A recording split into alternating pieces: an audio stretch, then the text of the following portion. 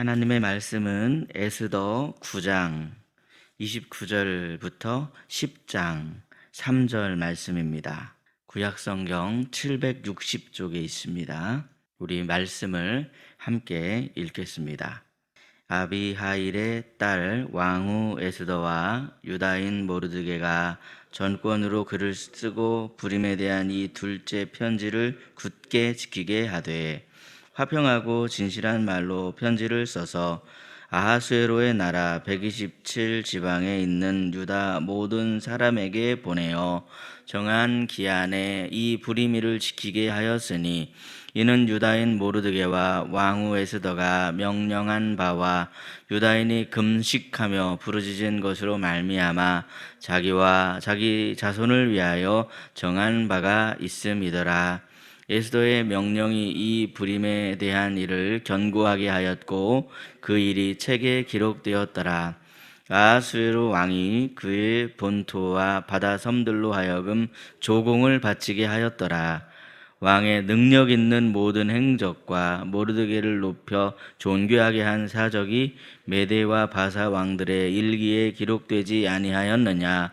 유다인 모르드게가 아하수에로 왕의 다음이 되고 유다인 중에 크게 존경받고 그의 허다한 형제에게 사랑을 받고 그 백성의 이익을 도모하며 그의 모든 종족을 안위하였더라. 아멘.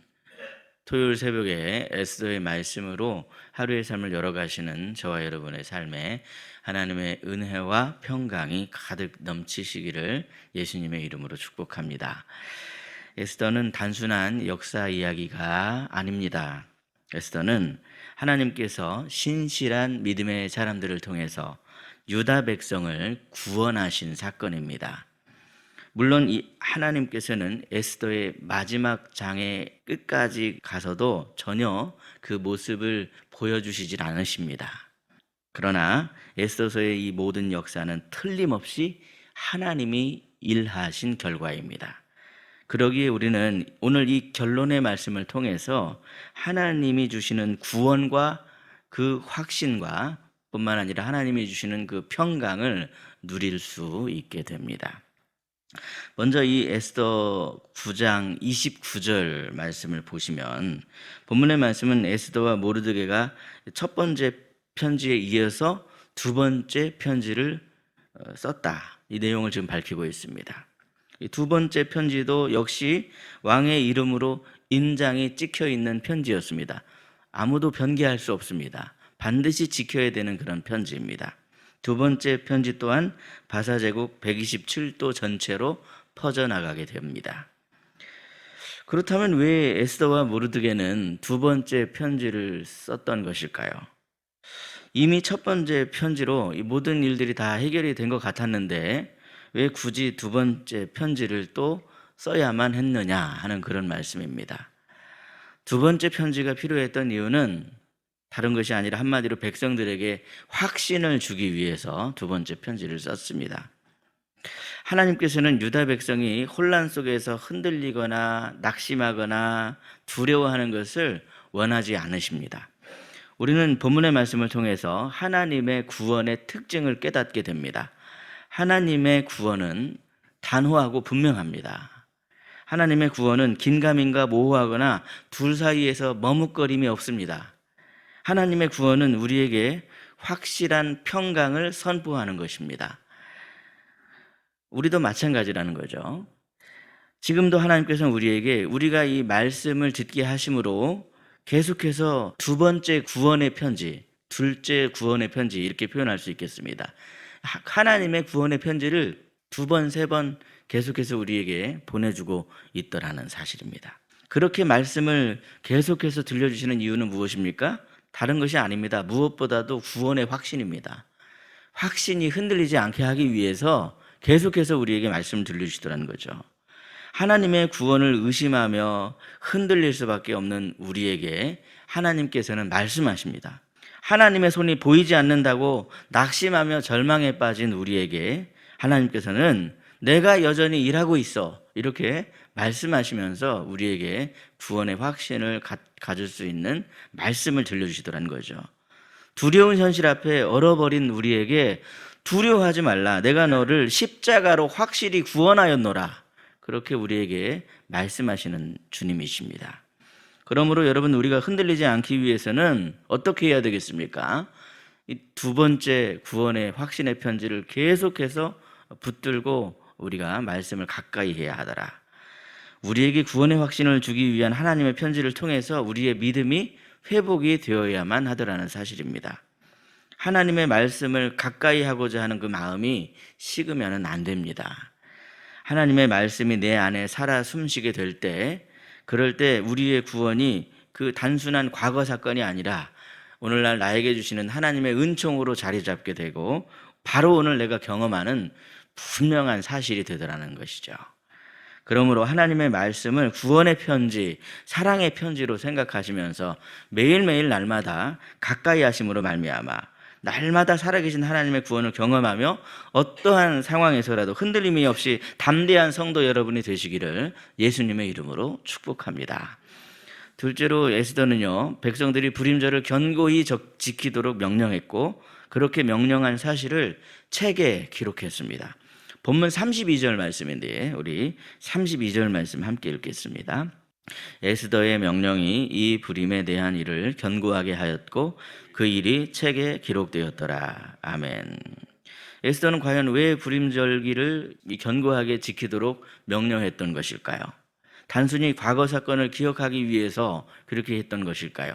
물론 그런 이유도 있을 것입니다. 하지만 우리가 이 불임절기를 왜 지키게 했는가, 그 이유를 제대로 알기 위해서는 이스라엘 백성들이 지켰던 다른 절기들과 한번 비교해서 생각을 해볼 필요가 있겠습니다. 이스라엘 백성들이 지켰던 절기의 의미와 목적이 무엇입니까? 이스라엘 백성들이 지켰던 절기들을 살펴보면 그 절기들은 모두가 다 무엇과 관계됩니까? 다 하나님의 구원 사건과 관계가 되어 있다는 것을 우리가 깨달을 수 있게 됩니다. 그러니까 이스라엘 백성들은 절기들을 지킬 때마다 단순히 과거의 사건을 기념하는 것을 넘어서서 살아계신 하나님의 구원 사건을 다시 경험하게 되었다는 사실입니다. 예를 들면 여러분, 유월절을 한번 생각해 보십시오. 우리는요, 하나님께서 유월절을 지키라고 명령하신 이유가 애굽에서 종살이하던 이스라엘 백성들을 구원하신 분이 누구신가? 그분은 바로 살아계신 하나님이다. 그분을 기억하라. 그렇게만 기억하기만 하면 된다. 이렇게 생각할 때가 많은데, 그런데 여러분, 절기는 단순히 기억하는 것을 넘어서서 경험하는 것에 이르러야 한다는 것을 우리가 그 절기의 목적이 거기에 있다는 것을 알아야 됩니다. 그러니까 여러분, 이스라엘 백성들이 유월절이 되면 어떻게 했냐면 실제로 양을 잡아서 그 양의 피를 각 이스라엘 백성들의 문지방과 문설주에 바르게 됩니다. 그리고 바르게 되면 아이들이 묻겠죠. 아빠, 왜 저렇게 문지방과 문설주에 양의 피를 바르는 거예요? 그것은 우리가 애굽에서 종살이할 때 하나님께서 우리에게 그렇게 하라고 명령하셨어. 근데 이렇게 한 집은 죽음의 사자가 그날 밤을 뛰어넘었단다. 우리는 보호를 받게 되었고 애굽에서 구원을 받게 됐지. 바로 그 하나님이 우리 하나님이야.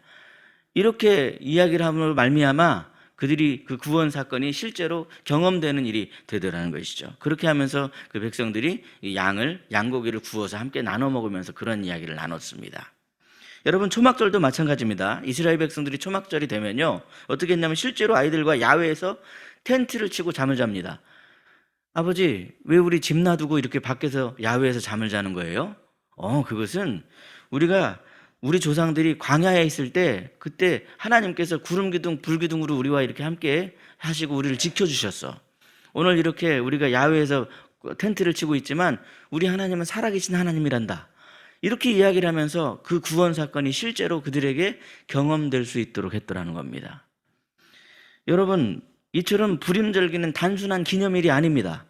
유다 백성은 불임절을 지킬 때마다 절체절명의 기가 막힌 그러한 상황을 역전시켜 주신 살아계신 하나님의 구원을 다시 경험하게 되었더라는 사실입니다.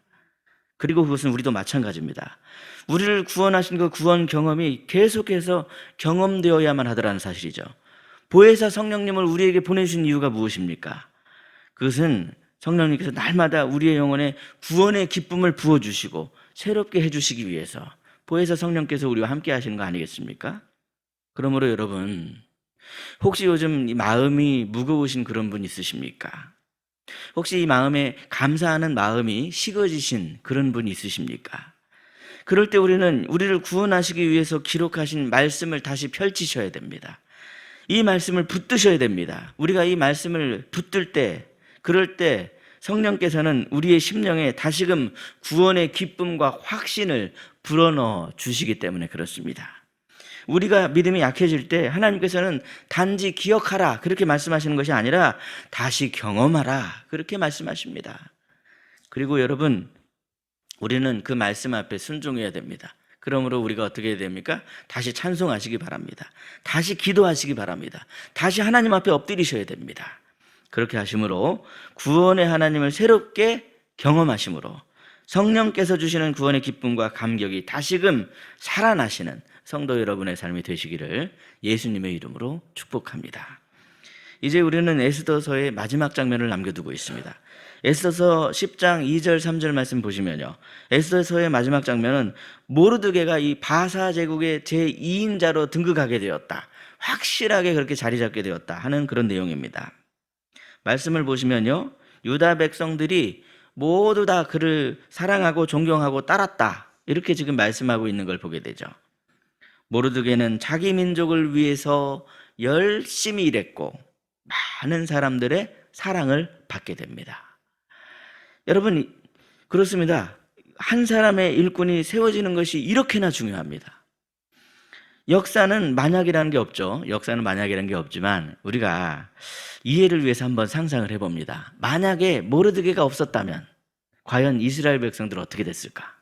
만약에 포로로 끌려갔던 유다 백성 중에서 모르드게 같은 신실한 믿음의 사람이 없었다면 과연 이 백성 어떻게 됐을까? 이런 생각을 한번 해보게 되는 거예요. 여러분, 지금 이 얘기는 별로 굳이 어렵고 복잡한 설명이 필요한 얘기가 아닙니다. 굳이 그냥 안 봐도 뻔한 이야기이죠. 유다인들은요, 하만의 계략으로 인해서 엄청난 어려움을 겪을 수밖에 없었을 것입니다. 여러분, 신실한 일꾼이 세워지는 것이요, 이렇게나 중요한 문제입니다. 모르드게는 겉으로 보기에는 정말 삐딱하니 딱딱해 보이는 그런 사람이었습니다. 성문을 지키는 일을 담당했는데 그 일을 하면서도 왕의 버금가는 그런 사람, 높은 사람 하만이 지나가는데도 본체만체 하면서 인사도 하지 않고, 인사를 하기는커녕 고개도 숙이지 않는 이런 모습. 그럼에도 모르드게에게는요, 어떤 마음이 있었습니까? 에스더가 고백했던 것처럼 내가 우리 백성들을 살리기 위해서라면 죽으면 죽으리이다 하는 그런 각오와 다짐이 있었습니다. 모르드게는 에스더를 설득했습니다. 에스더와 함께 하나님 앞에 엎드려 금식했습니다. 이 중요한 이 문제를 하나님께로 가져다 드렸다라는 사실입니다. 여러분, 우리 하나님은 살아계십니다. 하나님은 오늘도 우리를 붙들시고 계시며 우리를 위해서 일하시는 하나님이세요. 이 믿음의 확신이 흔들리지 않기를 바라시는 하나님이십니다. 그러기 위해서 여러분, 우리는 우리 앞에 우리에게 보내신 확신을 주기 위해서 보내신 이 두 번째 편지를 다시 계속 펼치어서 읽어봐야만 합니다. 십자가 앞에 엎드려 우리가 기도함으로 성령의 충만함을 받아야 되더라는 거예요. 그러지 않으면 우리가 어떻게 이 일을 감당할 수가 있겠습니까? 하나님께 주신 은혜를 받아야 우리가 이 일을 감당할 수가 있다는 사실입니다. 그래야 여러분, 십자가 앞에 엎드려 우리가 성령 충만해지심으로 말미암아 모르드게처럼 사랑받고 칭찬받고 존귀함을 얻기에 부족함이 없는 그런 신실한 일꾼들로 다 세워지는 저와 여러분이 되시기를 예수님의 이름으로 축복합니다. 기도하겠습니다. 사랑과 은혜가 풍성하신 하나님 아버지, 오늘도 우리에게 말씀을 주시고 구원의 확신과 참된 평안을 허락해 주시니 참으로 감사합니다. 에스더서를 통해서 보여주신 하나님의 놀라운 섭리와 역사하심을 기억합니다. 겉으로는 아무 일도 일어날 것 같지 않은 것처럼 보여도 보이지 않는 하나님의 손길이 우리의 삶과 이 시대 가운데 여전히 신실하게 일하고 있음을 믿습니다. 사랑의 하나님, 우리가 흔들릴 때 말씀의 편지를 계속 보내셔서 힘을 주시고 확신을 주시는 것처럼 오늘도 말씀으로 우리에게 찾아와 주시고 우리에게 구원의 확신을 심어주시길 원합니다. 두려움에 사로잡혀 있거나 우리의 마음에 낙심될 때 말씀을 통해 다시 일어날 수 있게 해주시고 십자가의 사랑과 부활의 능력 안에서 흔들리지 않는 믿음으로 살아가는 저희들이 되게 하여 주시옵소서. 유다 백성들이 불임절을 지킬 때마다 다시 구원의 기쁨을 경험할 수 있었던 것처럼 우리도 날마다 말씀을 펴고 성령님의 감동하심 속에 구원의 감격이 새로워지는 삶을 살게 하옵소서. 형식적인 신앙이 아니라 살아있는 신앙으로, 어제의 은혜가 아니라 오늘의 은혜로 살아계신 하나님을 누리는 삶을 살게 하옵소서. 성령님 우리 안에 역사하셔서 굳어진 마음을 부드럽게 해주시고 묻어진 영혼을 다시 깨워주시며 우리 안에 구원의 기쁨이 차고 넘치게 하여 주시옵소서. 특별히 하나님 아버지, 우리 교회에 모르드게와 같은 신실한 믿음의 일꾼들이 세워지게 해 주옵소서. 눈앞의 이익보다 주님의 뜻을 붙잡을 수 있게 해주시고 사람을 살리기 위해 죽으면 죽으리다 결단으로 살아가는 하나님의 사람들로 저희들을 빚어 주시옵소서. 우리의 작은 순종과 기도를 통해 가정이 살아나게 되고 자녀가 살아나게 하시며 교회가 회복되고 이 땅 가운데 하나님의 구원과 평강이 선포되게 하여 주시옵소서. 오늘도 말씀을 들려주신 주님께 감사드리며 우리 구주 예수 그리스도의 이름으로 기도드리옵나이다. 아멘. 각자 기도하시겠습니다.